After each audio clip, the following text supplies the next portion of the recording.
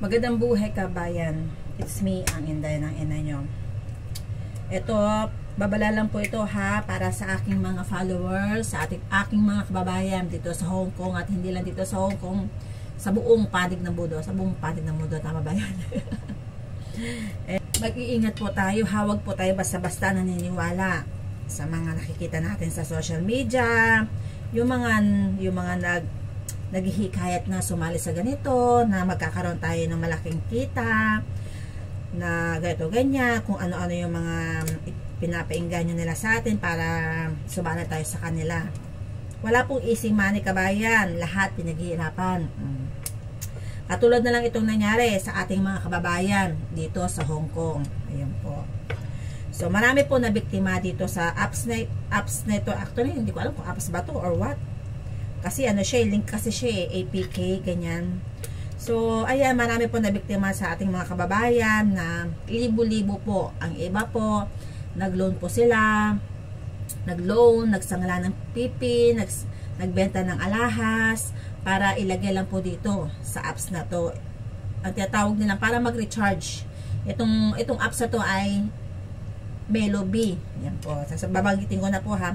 Hindi lang po itong Melobi na to, kundi sa ibang platform na mga nanghihikayat na dito madaling kumita, dito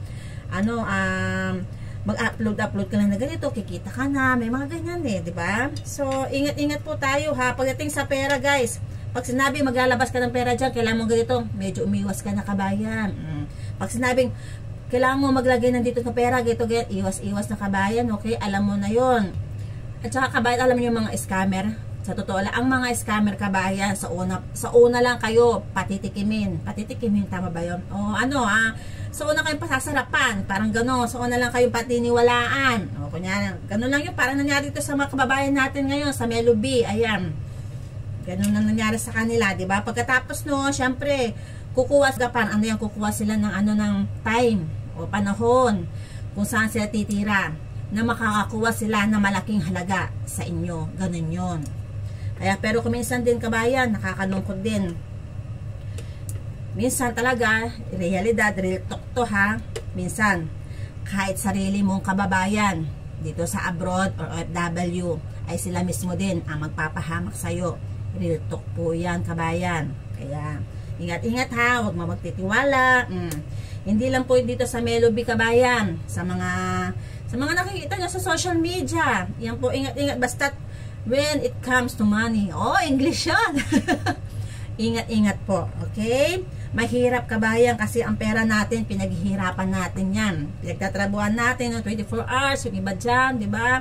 Para kitain lang natin to, para isave lang natin to, para sa pamilya natin. Tapos, ganito ang mangyayari.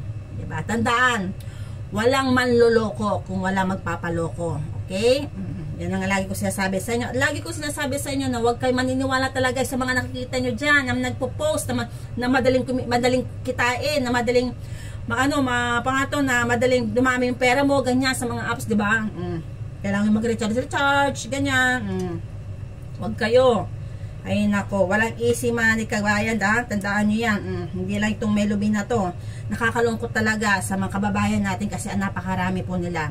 Sa mga nabiktima nito, ay nalulungkot si Inday ng ina nyo. Asal ko po sa inyo sana makabawi din makabawi kayo sa mga sa mga nangyari sa inyo.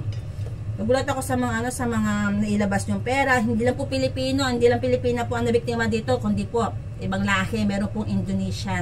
Sana maging aral po ito sa mga naging biktima po ito, at saka din sa mga manonood na maging aware po, na mag-ingat-ingat po tayo ha. Para ay naku, nakakalungkot talaga sa aking mga kababayan. Dito na lang po. Maraming salamat po kabayan. Lalabinday.